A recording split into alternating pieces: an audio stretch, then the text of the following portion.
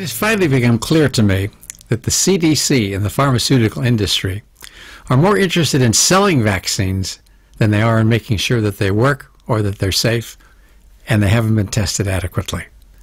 An interesting study came out of University of California, San Francisco in August of 2012 showing that sleep and vaccine potency are very much interrelated. And what they found was less sleep caused a poorer antibody response to the vaccines that they tested. And then what they did test was a hepatitis B vaccine over a period of about almost a year. They studied 125 patients between the ages of 40 and 60. They were given 3 doses of Hep B vaccine, and they measured the antibody levels before the second and third doses and 6 months after the final dose. And 88 of these patients wore sleep monitors, and the rest all had sleep diaries, so they could tell how much sleep people were getting. And what they found was that if you got less than 6 hours a night of sleep, you were 11.5 times less protected than if you got 7 or more hours of sleep on the average.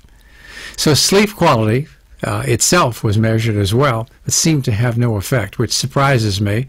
And maybe another study should be done that looks just at that and looks at the kind of sleep that we get, how deep we get into REM, and how that affects our immune system, because there probably is a relationship there.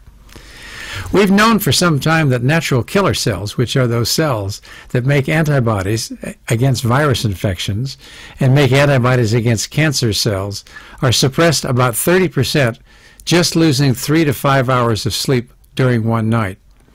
So we're at a higher risk for getting colds and for developing cancers if this is sustained particularly. Now, the people that are probably the ones that benefit the least from the vaccine are the ones who get it. You're looking at people that have chronic insomnia, that have chronic diseases, they are immune suppressed for one reason or another, they're old or they're neonates, or they have cancer or they're on steroids. The vaccines don't work very well. The people that don't need the vaccine are the people that are young, healthy people that don't have these problems, because those people have an immune system that can fight off infections the best. So we've got it exactly backwards. So why then doesn't the CDC and the FDA and the pharmaceutical industry take great pains to make this clear to people who are taking their vaccines? We also know that lack of sleep causes inflammation. We've known that for some time. And that results in a lot of the chronic diseases we see. Things like hypertension and heart attacks and strokes. People who have cancer and obesity and osteoporosis.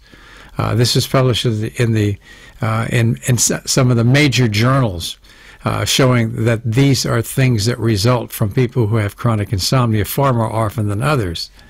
And those people who have studied the circadian rhythms have noticed that there is a chemical called cryptochrome, which activates the inflammatory cytokines, interleukin-6 and tumor necrosis factor alpha, that cause so much of the damage that we have. So we know little about the biochemistry of what's happening there. What about people with sleep apnea? Would you really want them to have a vaccine without worrying about it? So if we're going to look at this business of giving immunizations, we need to look at who we're giving them to. And people who are not getting enough sleep are certainly people who are not candidates to get any vaccine. Then the question, of course, of vaccines comes up is, are they safe and do they work? Another whole story, and I'll refer you back to drsabuto.com and look at vaccines or immunizations in the search box, and you'll learn more about that. But at least if you're going to take an immunization, make sure that your body can respond to it. Make sure you've had a good night's sleep, and maybe you'll get some benefit from that immunization.